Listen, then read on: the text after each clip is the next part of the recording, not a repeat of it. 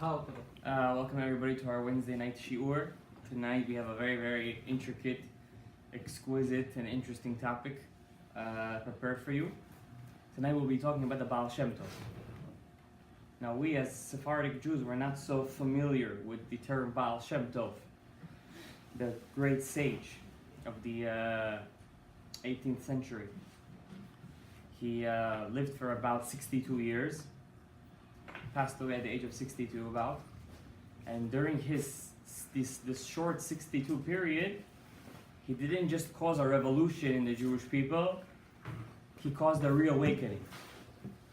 We could truly say that we could give him the credit for saving European Jewry. Truly. If it wasn't for the Baal Shem Tov and his Hasidic movement, today Ashkenazi Jewry would be maybe 50% less than what it is today. Today, Rabbi Berelwan says, of all the different sects in Judaism, we have Sephardic, inside the Sephardic and Bukharian, we have Iraqi, Moroccan, Israeli, you have Lithuanian. The Hasidic Jews make up most of the ultra-Orthodox Jewry today. Most of the Orthodox Jewry today comes from Hasidic Jews. So, who is the man who saved single-handedly most of European Jewry, Poland, Ukraine? How did he do it? Why is he important? What are the legends that surround him? Who was he? And how did he save so many Jews with just one sentence? His motto was one sentence, and that's how he saved the Jews. But before that, I would like to say thank you everybody for coming here today. I want to say our shiur is La'atzlachat, L'Refuat Shlemat, a dear friend Daniel ben Shoshana Rosa. Hashem speedily recovered b'zchut of Baal Shem Tov. For the Hatzlacha of our dear friend Yohai ben Leah, who always helps us with the videos and everything. For the Hatzlacha of our dear friend Ariel ben Miriam, your friend Eliyahu ben Alexander. Everybody sitting here today, may you guys find a lot of Hatzlacha in your lives. Amen. Rabotai, not long ago, in the middle of Hanukkah, the Jews witnessed a very, very terrible tragedy. A very, very prominent Sephardic family in the Brooklyn area, Flatbush, they lost in a fire 3 kids and a mother, burnt to death. This is just coming 3 years ago when the Great Fire killed, I think it was 7 children, and of the Sasson family. And the crazy thing is, Rabotai, there's no coincidences in the world. Same community, kids went to the same school, parents were friends. The Sasson family's kids were tragically taken away from us on Rosh Chodesh Nisan, where we read about the Korban of the Nisi'im. And the kids of the Azan family were taken during Hanukkah, where we also read about the Korban of the Nisi'im. There's no coincidence in this world. What this means, we don't know. I recently saw a video about the grandmother when she was doing a hesped. She was eulogizing her grandkids, and this is the mother of the father, who's in a critical condition. Anybody who sees this, if he has 1% of a heart, there's no way, even if you don't understand Hebrew, you're not gonna cry. And the one thing she was saying during the whole time, she says, guys, you have to love each other. Stop unwanted hate. And it's so crazy that she said this, and this happened in Hanukkah, because Hanukkah is known to be the Hasidic holiday. This is the Hasidic holiday.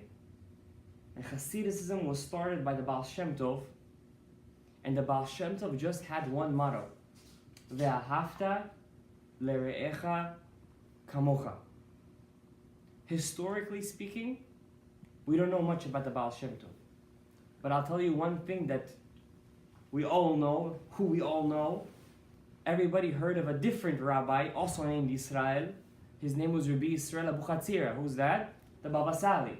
There is not one Sephardic Jew who hasn't heard of the Baba Sali. Am I right or no? Yes. We all have maybe a picture of him in our house, or maybe a small tehillim with him on it. He's known as a miracle worker. He's known as a big tzaddik. He was known as a giant in Torah, a dayan. great Moroccan sage. He was known as a rabbi who they wanted to make him the chief rabbi of Israel, and he ran away to France just not to be a chief rabbi of Israel. He was huge. When he first moved to Israel, the Baba Sali, he settled in one of the Israeli towns, and right away came to his house many great sages, chachamim, rabbis, roshei yeshivot, roshei kolelim, rabbis of shuls. And one big rabbi of the town, I'm not going to say the name of the town, came to the Baba Sali and he started to speak to him. He says, welcome to our town. We're so happy to have you here, such a big tzaddik. And during the process of talking to the Baba Sali, Rabbi Yisrael Buchatzira, the subject of the Baal Shem Tov came up. Rabbi Yisrael Baal Shem Tov. And he said to Baba Sali, Rabbi Yisrael Baal Shem Tov was a very big chacham. But in the learning of Gemara, the Gaon Mevilna, Rabbi Eliyahu Gaon Mevilna was better than him. You have to agree, Baba Sali. As if this rabbi knew what was their levels in learning Gemara. Because Rabbi Baba Sali, you have to agree. Baal Shem Tov was big. But in Gemara, the Gra was greater. The Gaon Mevilna. Baba Sali didn't say anything. He waited till the rabbi left. He left his room. He told his wife, pack your bags. She said, why? Pack your bags. In the city where they speak Avak Lashon Hara, not even Lashon Hara, Avak, the dust of Lashon Hara, about the Baal Shem Tov, I don't want to live in this kind of city. He packed his bags and he moved to Nitivot, where he lived the rest of his life. The Baba Sali, Poel HaYeshuot, the great Ohev Yisrael, the lover of every Jew, the great miracle worker, the great Chacham, the great Dayan. I won't live in a town where they say Avak Lashon Hara about the Baal Shem Tov. Who's the Baal Shem Tov, Rabotai? Who is he? Why is he important? How come we never really knew about him? How come we haven't heard about him? How come we don't learn about him? We do. We just don't know. We just don't know. How he was born, there's about 3 different versions. We don't know the main version, the real one, because he's a legendary figure. There's not so much historical data on him, but everything we know comes from Masoret, from stories of this Rebbe said to this Rebbe, this Rebbe. And it was only 250 years ago. But the main accepted story goes as such. His father, his name was Eliezer. He was not such a big Talmid Chacham. He was not such a big head in Torah. But he had one good trait. He was a big Baal Chesed. Kindness. And he used to do that one way. He had a Hachnasat Orchim. A house where people used to come stay for Shabbat. He had a lot of rooms for free. From his own pocket. That's what he used to do. This was his thing. You know, everybody has their own thing. One guy likes tefillin, one guy likes tzitzit, one guy likes Shabbat. He used to love doing this hachnasat orchim, like Avraham Avinu. And he had many guests. Every Shabbat he used to do kiddush out of his own pocket. He used to work and he used to pay for their sudat Shabbat. One day, 5 minutes after candle lighting, Shabbat is already in, somebody knocks on the door, opens the door, he doesn't look so religious. Looks like some kind of Jew that went off the derech, no peot, no beard. Everybody back then had peot and beard. Chassid, not Chassid, everyone. He was wearing short pants like he's some farmer. He says, I need a place to stay for Shabbat. Rabbi Eliezer right away, he doesn't care how you look. Come inside, have a seat, here's a room. Everybody's, how could he let this guy in? Obviously he came on Shabbat. Obviously he came with, we hear his horse outside. Obviously he came here with Chilul Shabbat. It's like he drove his cart and came to shul, and you're letting him in, you're putting him kavod to sit next to the rabbi? Rabbi Eliezer said, if you don't like it, leave my house. Nobody's asking you to stay here, he's my guest, he stays over here.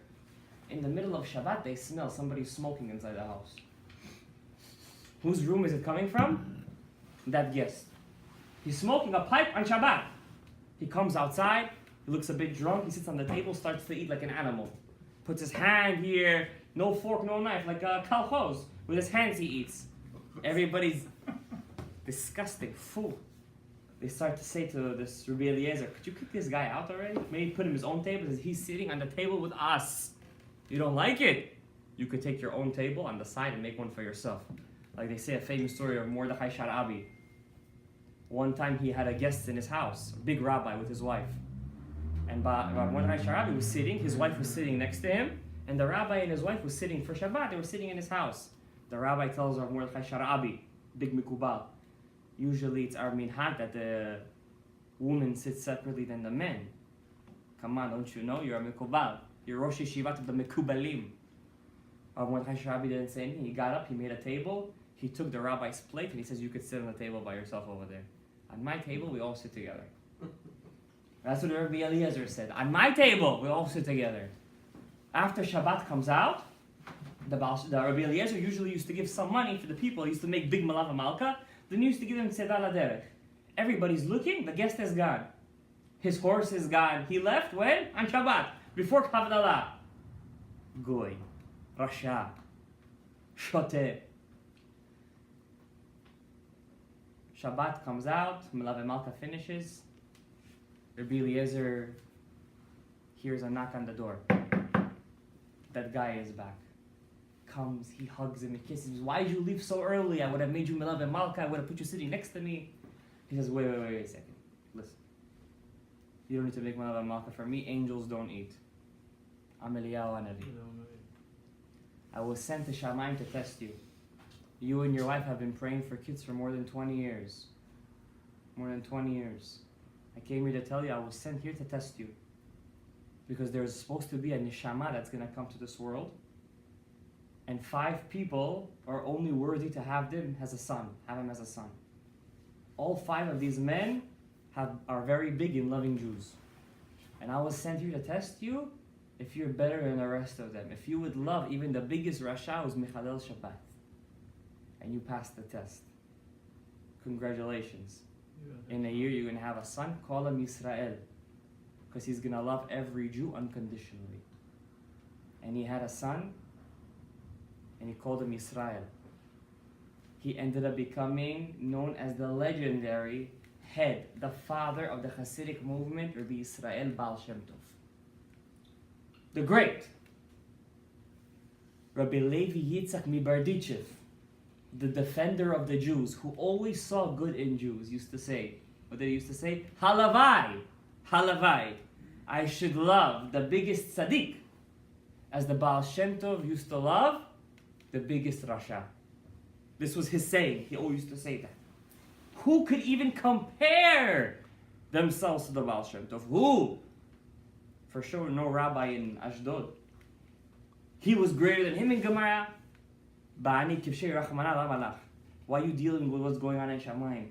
Who do you know who's greater, who's not? But as every tzaddik is born, he's only made through tragedy. Nefila letzorech aliyah. People fall for one reason, because they're meant for greatness. His mother died while she was giving birth to him. When he was 5 years old, his father died. Eliezer, his father. He died. He was 5 years old, no father, no mother, no parnasa, no nothing. People took him in, and they gave him a job as a young boy to help the Rebbe in the town. Back then there was one Rebbe in town. One Rebbe, everybody used to pay the Rebbe. If you didn't have money to pay the Rebbe, don't bring your child to shul. He doesn't have a Rebbe anymore. They gave Baal Shem Tov a job. What was his job? Small. They used to call him Small Yisruli. You have to gather all the kids from the houses and bring them to yeshiva. That's what he used to do. As a boy, where is Yisroel? Where is Yisroel? He's never there. Every day they used to think that some wolf or some bear ate him. Where they used to find him? In the woods. In the woods, praying to Hashem. Hitbodedu, talking to God. That's what he used to do all the time. And he used to go from town to town. His job, simple. I help bring the kids to school. That's his job. Everybody thought he was an Ama'aretz, Pashut. Nobody knew that he was a great man or meant for greatness. He was Pashut. He was like a guy you see outside. Nobody. One day he stops by a town called Rupshitz. In Rupshitz, there was a rabbi called Rabbi Adam. Harav Adam. It's not a very, very common name. Nobody calls their kids Adam. This Rabbi Adam, he was known as Rav Adam Baal Shem. His Rebbe was Rav Naftali Hertz Baal Shem. And his Rebbe was the legendary Rabbi Yoel Mizamoch, the holder of the great staff. The first Baal Shem, Rabbi Yoel Mizamoch. This Rabbi Adam sees how this Yisruli is taking the kids to the school. Usually when you're dealing with kids, go to a camp during the summer. When they look at the counselor, who's the most nervous guy in the camp? The counselor for the little kids. Why? This one goes missing, that one goes missing. He wants to just smack all the kids. Get in line already! He sees how this Yisroel kid goes missing. He runs after him. He brings him, doesn't get angry. Takes the kids on his back. I'm not feeling well. Holds him. Like David HaMelech with his sheep. Like Moshe Rabbeinu with the sheep. How he went to get the sheep. That's how he used to act with the kids. One day, Rabbi Adam tells this Yisroel, come, I want to teach you something. He's starting to learning with him Kabbalah. But not regular Kabbalah. Tzirufei Shemot. Yichudim. Connecting God's name. Nobody knew that he was teaching him. Rav Adam told him, we belong to a secret group of Jews. We're called Tzadikim Nistarim. Secret Jews. We only have one mission in our life. That nobody should find out about us. We have to be hidden. And we go to every town and we teach little kids Torah, that they shouldn't go off the derech. That's our job.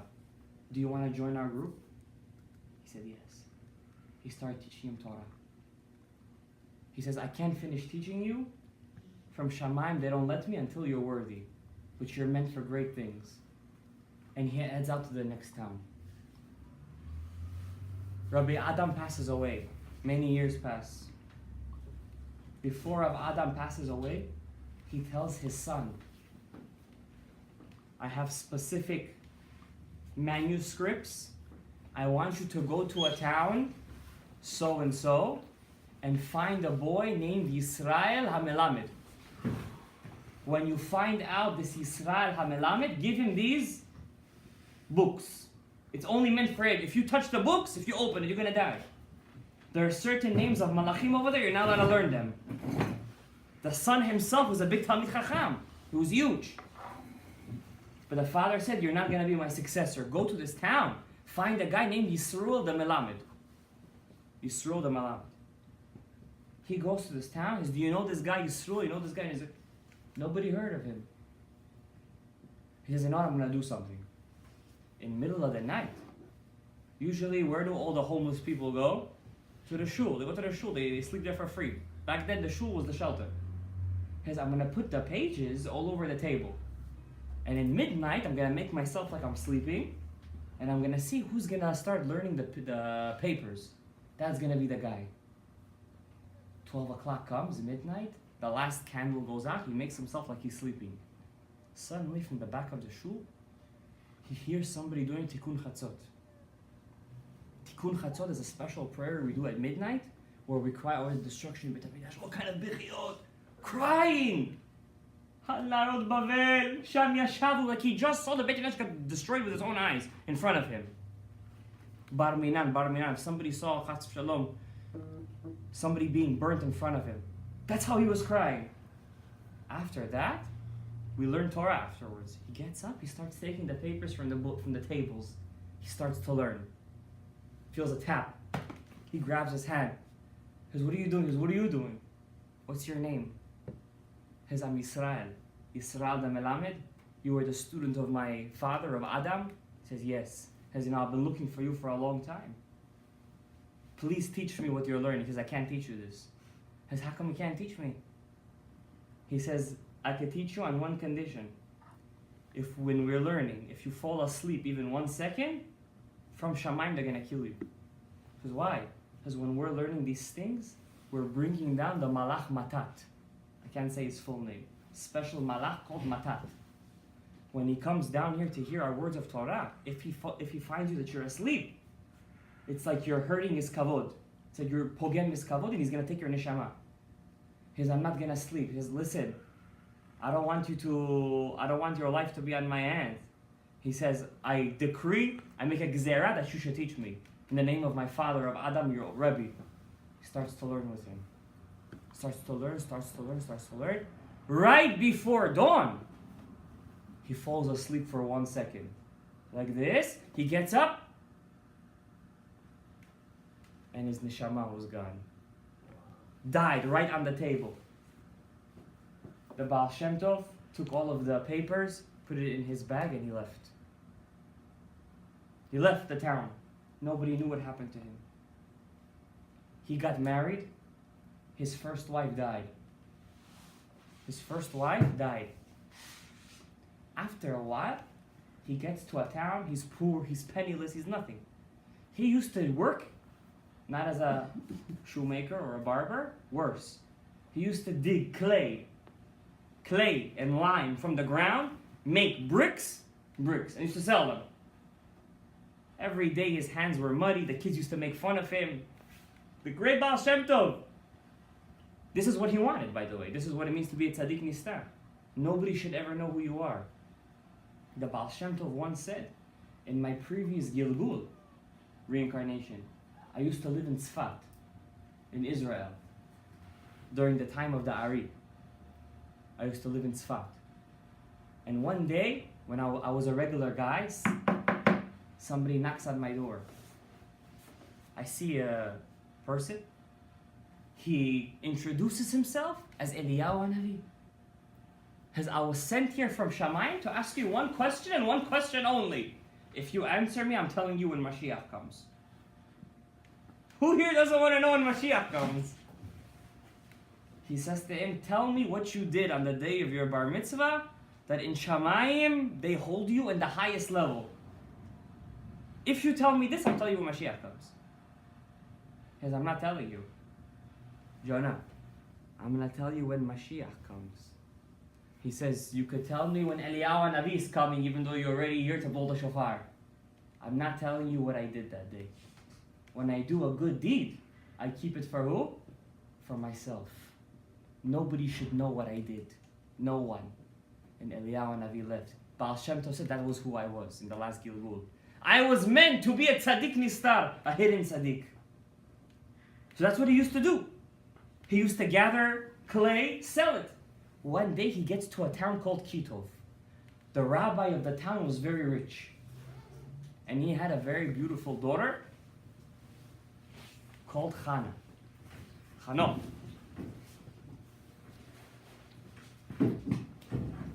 Baal Shem Tov knew that Hana was his real soulmate, his true basher, his true bat-zug. So he goes to the rabbi. Says, Rabbi, I want to have a word with you. He goes into a room alone with him. We don't know what they spoke about inside that room, but we know one thing. When the Baal Shem Tov left that room, inside his pocket, he had a paper where it says, I promise to give my wife, my daughter Hana, to this man, Yisrael, the lime maker, for a wife. Nobody knew about it.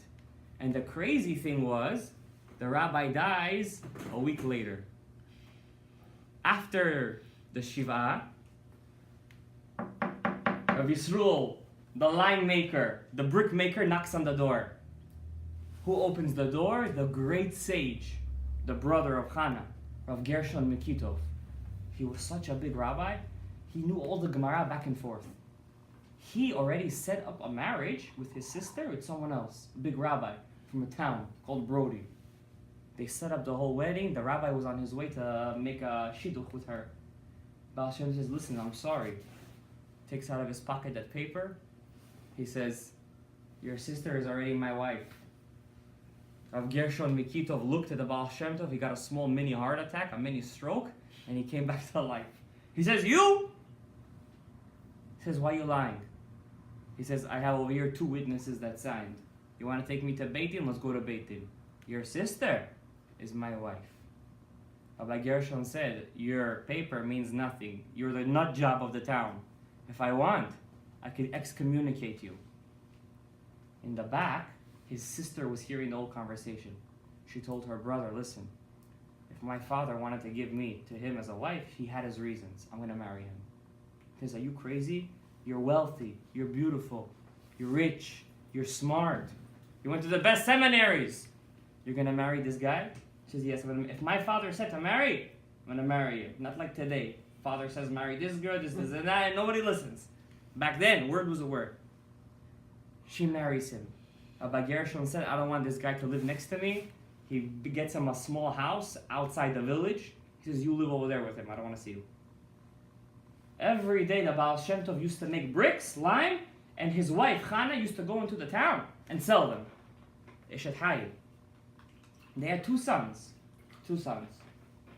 Still nobody knew who he was. He was a tzaddik nistar, a hidden man, hidden righteous man. People thought he was nobody. But from Shamayim, they said that the world must experience this special neshama called Rabbi Yisrael Baal Shem. They must experience it. What did they do? When it's time to be revealed, you get revealed. From Shamayim, they say, when it's time for a person to get honor, he gets honor. Like the famous story in the Gemara with Rav Ashi. Rav Ashi was Rosh Yeshiva for like 60 years. The Malach HaMavet comes to him and says, listen, Rav Ashi, it's time to go. Rav Ashi says, give me a couple of days. Let me go over the Gemara one more time before I go. Let me get ready. I'm going in front of Abraham, Yitzhak, Yaakov. I have to get ready. We're learning Gemara over there all day. What do you think you do in Gadaev? You're learning Torah. That's it. Satan says, I'm giving you 40 days. 40 days, I come, we're going. Get your bags ready. Rav Ashi says, no problem. They used to speak to the Malach HaMavet freely. After 40 days pass, Rav Ashi says, give me a couple of more hours. I didn't finish Masechet Nida. Malach HaMavet said, time's up. It's already time for a different rabbi to be Rosh Yeshiva. You can't take his time. And he took his neshama. When it's your time to come, it's going to come. All of us here, when it's our time to pass, to go through our tribulations in life, we're going to get there. Don't worry. Hashem has his moments. From Shamayim, they said it's time for Rabbi Yisrael to be revealed, to become the holy Baal Shem Tov. He was 25 years old at that time. 25. They sent to, from Shamayim, they sent to the house of the city of Kitov a guest. Regular guy, no angel, nobody. He comes right before Shabbat, he's looking for a place to stay. From Shamayim, they made it that nobody has a place to stay. Where does he go? Baal Shem Tov's house. They said, whoa, in the edge of town, there might be a guy who might let you inside, if he's not crazy today. He used to make himself crazy. He knocks on the door, 5 minutes before candlelighting. Yes? He says, is this the house of Yisrael, the clay maker? He says, yes. He says, do you have an extra bed for me for Shabbat? Yes. And the door creaks open. Goes inside. Everybody. Hana is inside. She just took the chalot out of the oven. Says to the Baal Shem Tov, is there a mikveh around here? Baal Shem Tov says, Ibi! Just because I'm an Amma Aretz doesn't mean I'm not a kosher Jew. I dug the mikveh myself. What? Who digs his own mikveh? The guy says something is nipat nadna over here. Something doesn't make sense. Takes him outside to the backyard. Kosher mikveh. Checks everything. Bor betoch bor. Bor al yad bor. Bor betoch bor. All the bors that you want. Rainwater, no pipes, no clean, nothing. Everything's good. Dips inside. This mikveh is special. It's cold outside, but the mikveh is somehow hot. There was no heaters back then. He dips inside the mikveh. Baal Shem Tov dug it himself. Comes outside. He feels like some kind of... Says the Baal Shem Tov, we're going to the shul. Baal Shem Tov tells him, listen, you could go to the shul if you want. I pray in the field. He says, okay, kvod of the achsanya, you always have to respect the balabait. When I go to a person's house for guests, everybody has their own obligation. You have to respect all the balabait's minhagim, but the balabait also has to make sure that when he has guests coming to his house, that he has to prepare food to the guests' likings, not to his own likings. Okay, he says, listen, he prays in the field. I'm going to pray with him. Kvod of the achsanya. Goes to pray with him. Mamash, like the Ari HaKadosh saw all the neshamot coming down. Every Friday, there's a bunch of souls coming down from heaven, comes inside every single one of us when we say Boi Kala. And he's singing over there, the Baal Shem Tov, Boi Kala, Boi Kala. This guy is starting to enjoy himself. He says, 10 minutes ago, the guy was full of mud. Right now, he's full dressed in white. Looks like a different man. Chai, Shabbat, everybody looks different anyways. He says, Chai, he probably doesn't even know how to learn a daf of Gemara. They go inside the table, they start eating. Hana opens up the chalot. How many chalot are there? 12. The guy starts to go crazy. He says, 12 breads. Even Rabbi Gadaev sometimes doesn't do 12 breads. I'm just kidding. He says, 12. Where do you get 12? He says, just because I'm an Am Haaretz doesn't mean I'm not a Yehudi kasher. I follow the Minhagei Ha'ari. How do you know that name even? He says, don't ask questions. Enjoy the challah. Mamash k'mo lechem hapanim. He was eating, it's like the challah from... He starts eating, okay? Divrei Torah, Kvod ha'oreach, the guest, please say a couple of words, starts to speak, pilpulim, blah, blah, blah. Baal Shem doesn't say anything, he makes himself stupid. After a while, good night, kriyat shema al mitah, he gives the guest a bed right next to the fire, so he can be warm. Ukraine, it's cold over there in Medjugorje. So he gives over there, he sleeps. Pete, 2 o'clock in the morning, the guest feels like there are angels in his dream walking around. He gets up, the guest, and he feels like there is a light coming from the room. How is there a light? The Shabbat candles all came out. Back then there was no electricity. How would they light the house? With Shabbat candles. He goes inside the room and he almost gets a hatkafat lev. Baal Shem Tov was over there, his host, learning with somebody, and the room is full of light. Like it's a sunny day. He falls down on the floor, he faints. The oreach, the guest. Baal Shem Tov comes to him, gives him 2 slaps on the face. Pah! Pah! He had big hands like a clay maker. Pah! He smacks. He wakes up. He looks into the room again. Where was that guy? Where is the light? Baal Shem Tov, what are you talking about? Are you crazy? Do you have sleep paralysis or something over here? What's going on? It's all in your head. He says, I saw you learning with someone. He says, you didn't see me learning with anyone. It's in your brain. You had too much challah, I think. He says, you're dreaming. He says, Taka, I think I was dreaming because this is no way this guy was doing what I just saw. Goes back to sleep, wakes up in the morning. Baal Shem Tov is gone. He runs to the city, he prays over there. He says, do you know this guy who lives down over there? He's a kook. He says, I'm telling you guys, this guy, something is wrong with him. He says, it's all in your head. You drank too much Smirnoff. You were very happy Rubashkin came out of jail, you had too much Smirnoff. Comes out, goes back home, Baal Shem Tov is back, says, no, where are you? He wants to hide himself now, so he makes himself even more stupid. He says, he sits down, he's starting to look now to see any abnormalities. But now he makes himself even stupider. Chai, Shabbat morning passes. He says, I must have been dreaming last night. It can't be, it's this guy. Comes time for Seudah Shalishit. Ra'ava de Ra'avin. Over here already the Baal Shem Tov cannot hide himself. Seudah Shalishit, the tzitz of the Nezer HaKodesh of the Kohen Gadol is showing. Arich Anpin is showing. The Yud Gimel Mechilan Arachameh. It's like Yom Kippur in Seudah Shalishit. The Baal Shem Tov starts to sing on his table such a nigun. Like it came out of Yaakov Avinu's flute when he was a shepherd. The oreach, the guest, starts to feel his neshama is doing pilpulim inside the Gemara, back and forth, like he just learned the whole Zohar and he's singing with him and he's having aliyat neshama. He gets up from his chair, like in a crazed frenzy, he turns over the table, he says, who are you? He runs out of the town and he says, you crazy people, this guy who you think is a lime maker, you know who he is? I think he's Eliyahu Hanavi, go check. Once he said that, all the poor people, all the regular people, all the peasants, they heard there was a Baba in town. Right away, his house became an address for kamiyas. It was time for him to be revealed. He started to write kamiya, special amulets. One professor, his name is Dr. Michael Rosen, I think, if I'm not mistaken. When the Soviet Union fell, and the Soviet Union has a lot of rare manuscripts. They have like half of Chabad archives.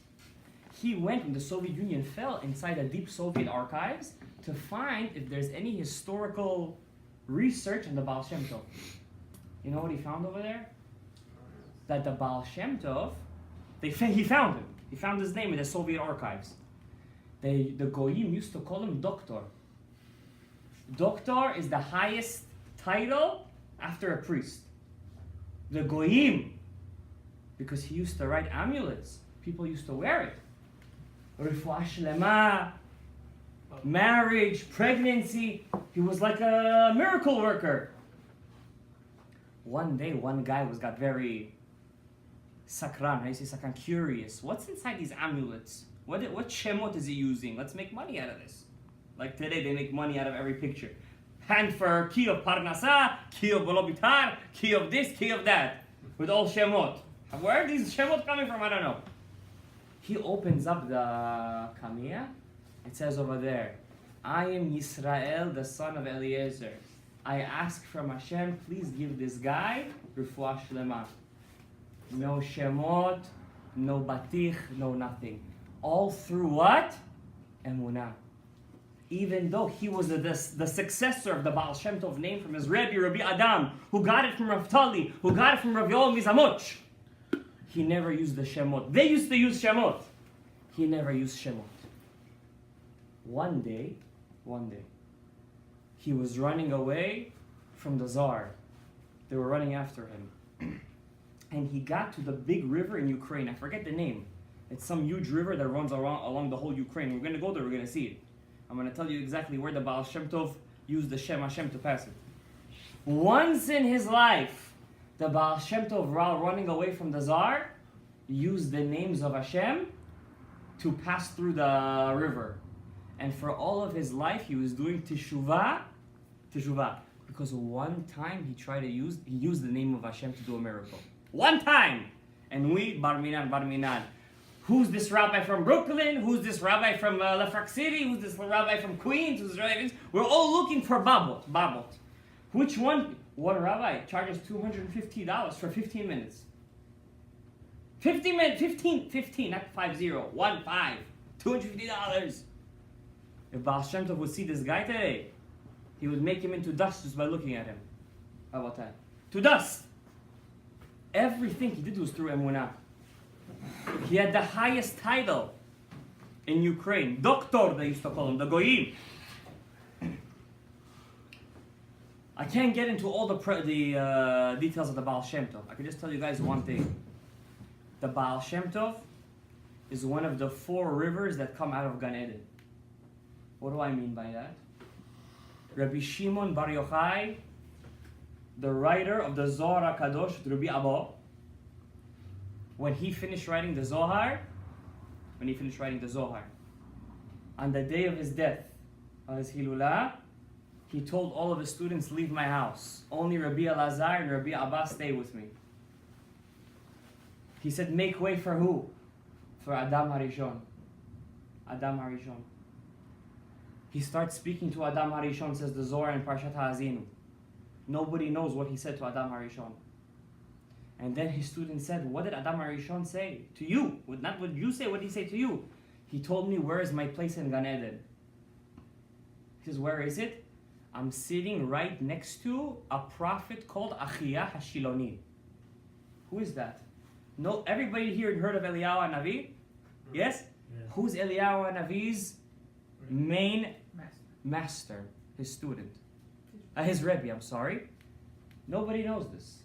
I'm going to tell you today. His name was Achiyah HaShiloni. He was the teacher of... but he was the teacher of Eliyahu HaNavi also. When the Baal Shem Tov was learning Torah, he used to learn Torah not from Eliyahu HaNavi. He used to learn from Achiyah HaShiloni. That's where Rabbi Shimon bar Yochai's seat is, right next to Achiyah HaShiloni in Gan Eden. And Rabbi Shimon bar Yochai came back in a Gilgul as the Ari HaKadosh. When the Ari passed away, nobody knew what to do with his book. How do you use this book? 4 rabbis came out.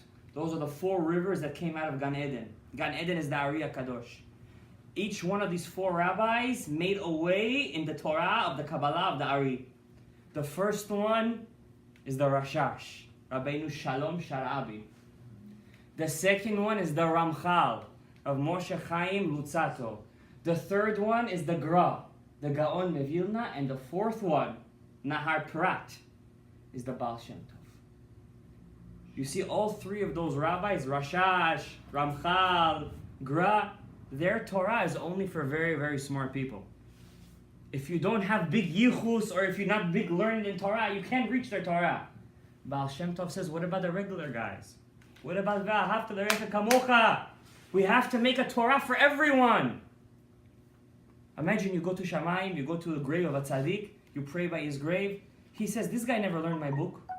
This guy doesn't even know who I am. Some rabbi brought him to me. He never even opened up a Mishnah in his life. There is one rabbi, his grave.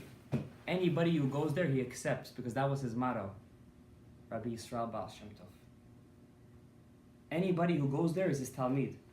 He used to eat on the same table with Machalalei Shabbatot. Machalalei Shabbatot, the Parhesia. People who ate on Yom Kippur, he used to put on his table. In his Shabbat table. He wouldn't let him touch the wine, but he used to put them on his table. What he used to do, he used to make sure he had Yain Mevushal. Just not to embarrass the guy if he touched his wine. In his minyan, you guys think that he had a minyan like 20 tzaddikim praying and making kavanot? No. His minyan was like a zoo. The craziest people, the avaryanim from the jail used to come to his minyan, guys. You know the avaryanim from the jail? Those guys, those posheyas, those stealers, those mafia guys? The gangsters, that's what used to people pray in his shul. This was the Baal Shem Tov. He's the fourth. He's the one who accepts all the... Guys, I'm going to tell you one small thing about him right now. It's going to make you... When I read this morning. Somebody told me I wasn't prepared for the shiur, so I did read something this morning. This I read when I was 15 years old. This is a handwritten letter that the Baal Shem Tov sent to his brother-in-law, Rabbi Gershon Mikitov. And I'm telling you dates. It's a handwritten letter. Handwritten, we have the actual letter in the archives of Chabad. The Baal Shem Tov in the year 1746. In the year 1746, on Rosh Hashanah, made a aliyat neshama. He took his soul out of his body. On Rosh Hashanah. Over there, he saw neshamot of Rishaim, tzaddikim. And he writes to his brother-in-law, I saw people that we know. I saw dead people and live people. You would know a lot of these people too. And I saw a great column. You know, sometimes like you see in the movies, like there's a column and people portal up to the heavens like that. That's how it is also over there. I saw a great column where souls were going up and down. And I saw it was a big et ratzon in Shamayim. Big et ratzon. Big time of great salvation. And all the souls said to me, come with us upstairs. We want to take you to the high level. And I got to the high levels which I never reached before. He writes this to his brother-in-law, Rabbi Gershon. He said, I got to one of the highest levels and I saw there a door. A door made out of steel. And in front of these doors, I saw thousands of tefillot. Thousands. He said, I saw tefillot from the first Beit HaMikdash. By this door. And the door is locked. And the soul said to me, who has the power to break open these doors, to bring up these prayers that have been by this door for 1,000 years waiting for someone to pick them up? Guys, you think our prayers go for nothing? Sometimes they just get stuck. Because who could break the doors? The Baal Shem Tov said, I'm going to break open the doors. And he says, with what zchut you're going to open these doors? He said, with V'ahavta l'recha kamocha. And all the souls and all the prayers held my hands and I broke open the doors. And I saw it was a big time for Et Ratzon. It was like Sudah Shlishit, like Yom Kippur. This was on Rosh Hashanah 1746. And all the souls said, come up with us. It's a big time of, you can ask any wish. And I said, I'm not going to go up. I'm too afraid. If I go up, I might not come down. I'm only going to go up in one condition. If my Rebbe, Achiyah Shiloni, comes up with me. And they said, he's going to go up. And he goes up, we're going up. And I reached the level that nobody has ever reached before. I never reached this level in my life, he said. I reached the level of the Kan Tzipor. It's a hechal, it's a certain chamber called Kan Tzipor. And over there is Mashiach. I knocked in, I went inside. And I saw Mashiach learning there with all the Tanaim Amoraim, with all the 7 shepherds and the 8 Nisichei Adam. And I went inside and I asked Mashiach, Matai atemor? When are you coming? And he said to me the very, very important line: whenever your well springs will spring forth into the world, and every person will know how to connect Hashem's names and how to meditate on Hashem's names like you. And I said to myself, this is in a very, very long time. How could people do Yehudim like me? How could they reach my level? And they told me with 3 words: Benakel, lilmod, ulilamed. With ease to learn, with ease to learn, and to give commentary. What does that mean? The Baal Shem Tov says, they swore to me from Shamayim that I can't explain these 3 words. And I came back down. Mashiach will not come until the Chokhmah of the Baal Shem Tov is spread out through the world. Cannot. What does that mean? To learn with ease and to give commentary. Rav Nachman of Breslov says it's very simple. When a person learns Torah to be smart, when he learns Torah to have ego on other Jews, when he learns Torah for the sake of himself, when he learns Torah not for the sake of Hashem, his Torah is tainted. You know what tainted is? Has pegam. Yesh lo pegam. When a person learns Torah neto, only for Hashem, for the sake of the divine presence, from the actual words that he says, Hashem makes new words. Those new words are the names of God. And even if you don't know how to make the actual Yichudim, God does it for you. Hashem does it for you. All you need to do is say 4 words. Well, before you learn, you have to say just 4 words. L'Shem Yichud Kudsha B'Rechu Shchintet. That's it. L'Shem Yichud Kudsha B'Rechu Shchintet. That's it. That's all you got to do. The Bukhari and old people used to know the secret, but we forgot about it. That's all you got to do.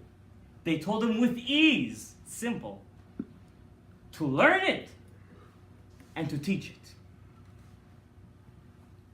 Why did they used to call the Baal Shem Tov the Baal Shem Tov? Did you guys know? Rabbi Yisrael Baal Shem Tov was granted a certain gift from Shamayim. He was able to read people's thoughts. Did you know that? Not like today, Chartatanim, they look at people and they said, we see inside of you the foreheads with the lines and the this and the that. No. Rabotai, the Baal Shem Tov won Melave Malka. Baal Shem Tov was very big in Melave Malka. You guys don't understand this.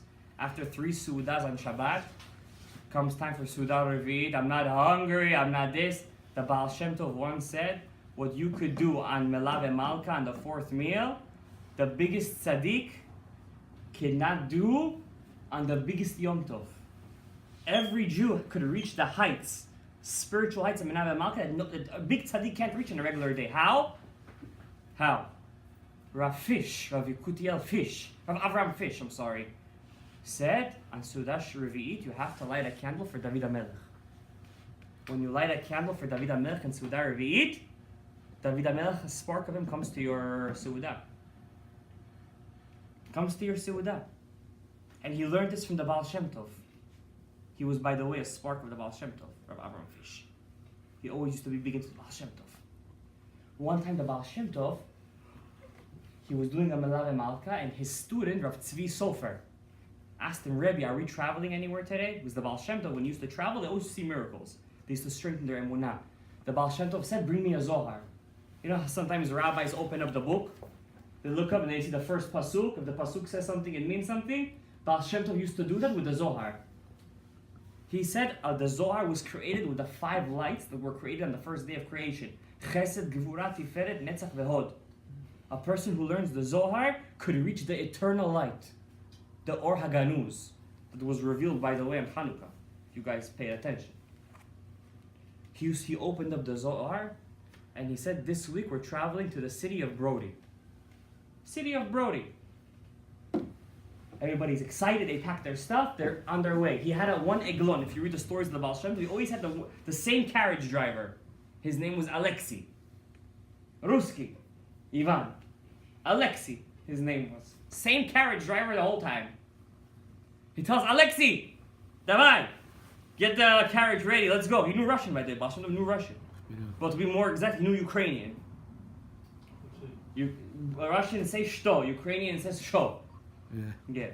You remember that. So they go on the carriage. They're singing. They're learning Torah. They pass Brody, the town. Alexei says, Rabbi, should I turn the wheel? He says, don't turn the wheel. Keep on going. If we passed it, that means we were supposed to pass it.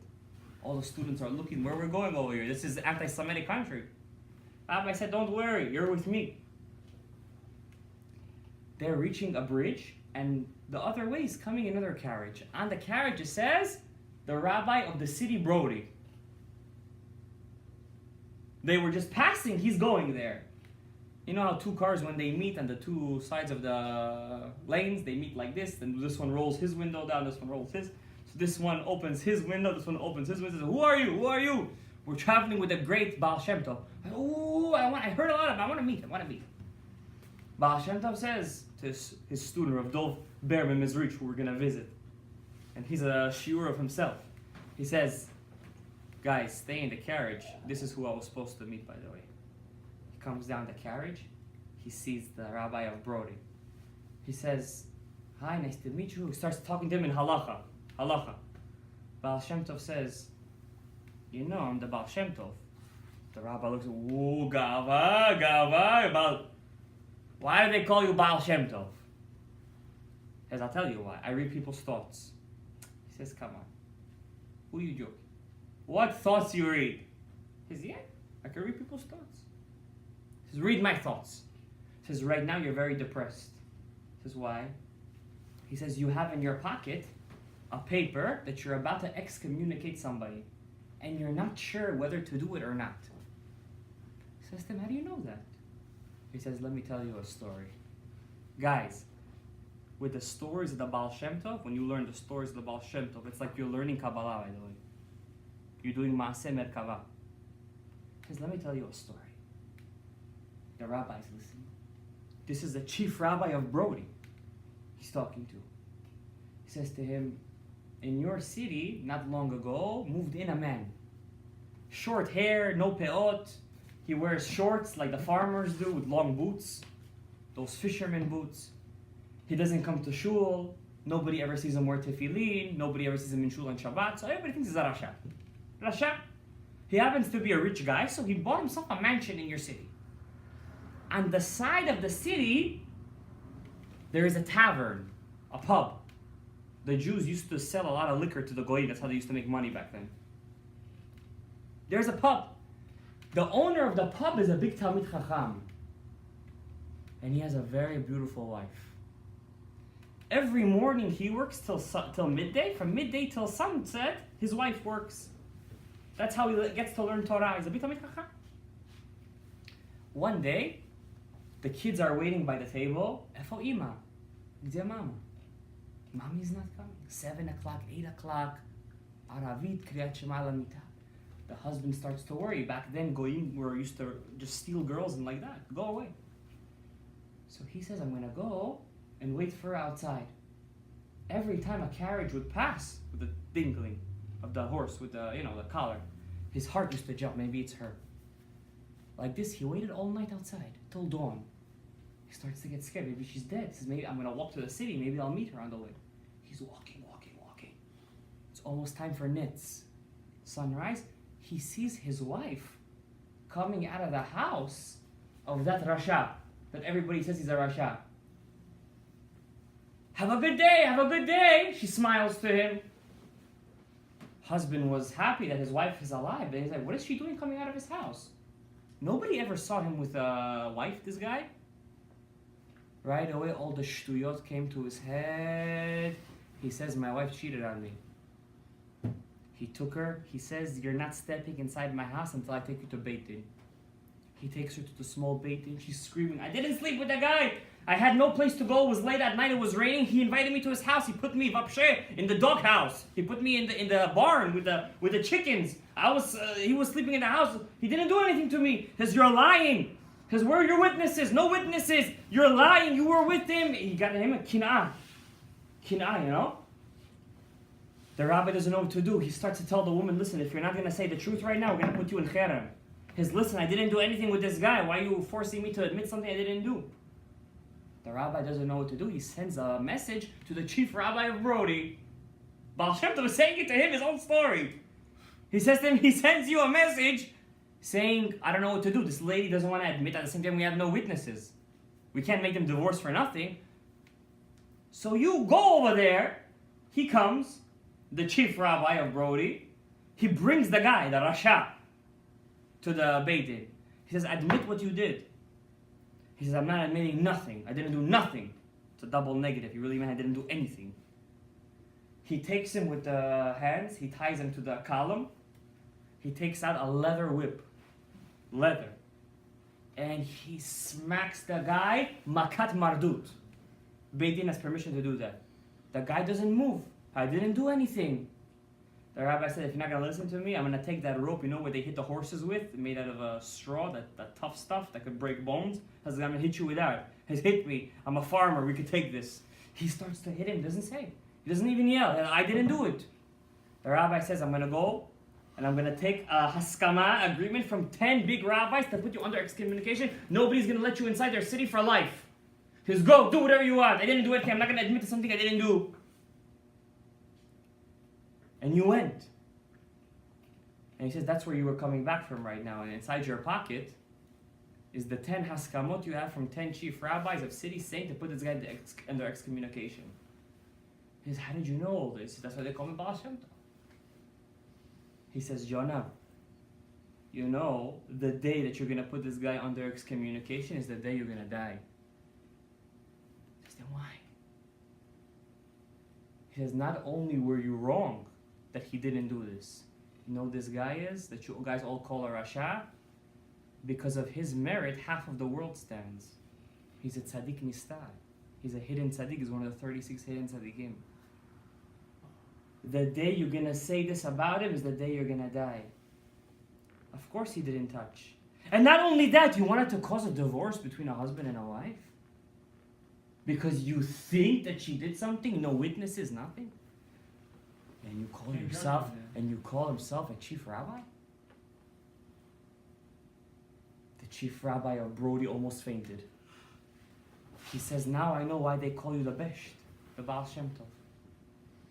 Ein kamocha be'elim amonai ve'en kama'asecha Hashem. Thank the world as kind of tzaddik is. He says, you better go right now, go in front of his fisherman boots and beg his forgiveness.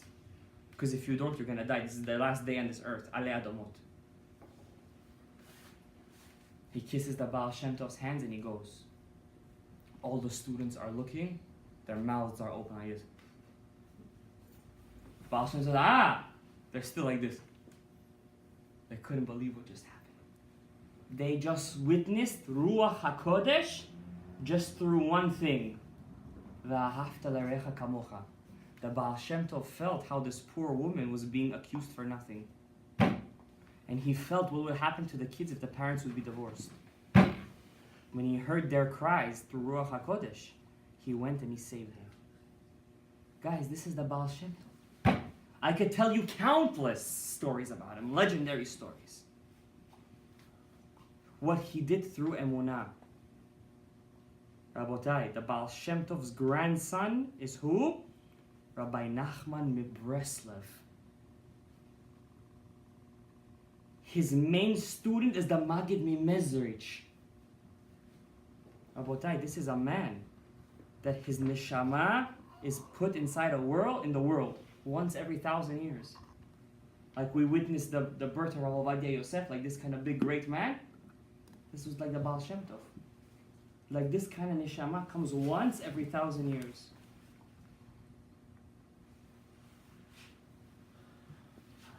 We have to learn, in summary, how to take his teachings, how to take his motto, how to take his life into consideration, to connect to that tzaddik.